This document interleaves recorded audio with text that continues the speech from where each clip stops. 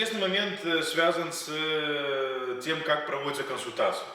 По некоторым законодательным актам консультации проводятся, по некоторым не проводятся. Например, два закона, которые прогремели, которые вызвали очень бурное обсуждение в средствах массовой информации, закон об образовании и закон о телерадиовещании, это единственные законы, которые в последнее время подвергались консультациям, и по ним созывались, скажем, консультации. Да? Большинство законов, большинство постановлений не обсуждаются, не консультируются с заинтересованными сторонами.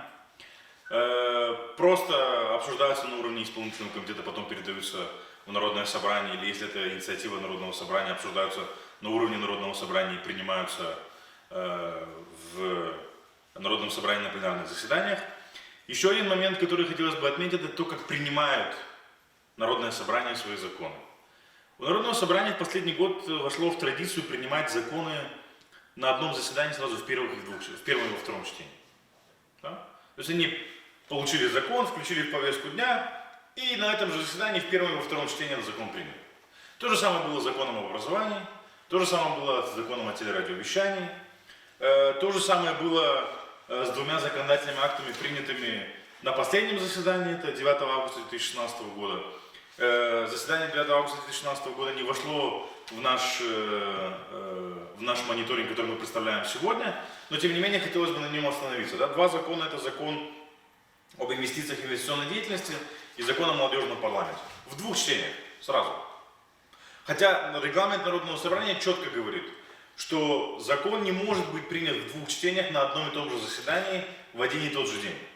То есть на одном заседании закон должен быть принят в первом чтении, после этого закон должен быть вынесен на второе чтение, но второе чтение закона должно проходить в другой день и в рамках другого заседания. Да? Для чего это делается? Для того, чтобы Народное собрание могло обработать все предложения, которые поступили от депутатов в рамках первого чтения, отразить их в законе, в проекте закона, и после этого вынести его на рассмотрение.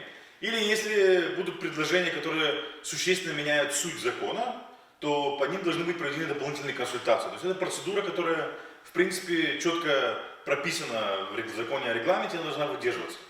И после этого Народное собрание пусть не обижается, если законы будут опротестованы в суде и будут выдвинуты требования по отмене этих законов, потому что не соблюдается процедура. Потому что в данном случае совершенно очевидно, что процедура не соблюдалась. Еще один момент, на котором хотелось бы остановиться, это как исполнительный комитет проводит консультацию. Да? Вот, например, 12 апреля 2016 года в 9 часов утра исполнительный комитет провел консультации по двум проектам законов, по двум инициативам о внесении изменений в национальные законодательные акты. Это закон о внесении изменений и дополнений в закон Республики Молдова о деятельности полиции и статусе полицейского. Исполнительный комитет предложил Народному собранию выйти с инициативой в парламент Республики Молдова. И еще один закон о ветеранах. 12 апреля в 9 часов утра исполнительный комитет проводит консультации по данным проектам законов. Да? И в тот же день, 12 апреля, исполнительный комитет утверждает эти законы у себя на заседании.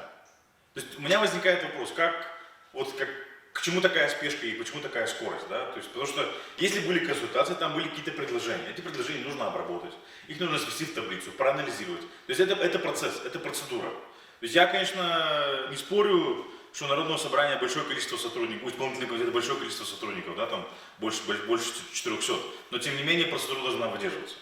И если консультации делаются, то консультации должны делаться не ради галочки, а для того, чтобы услышать мнение заинтересованных сторон и улучшить сам законодательный акт.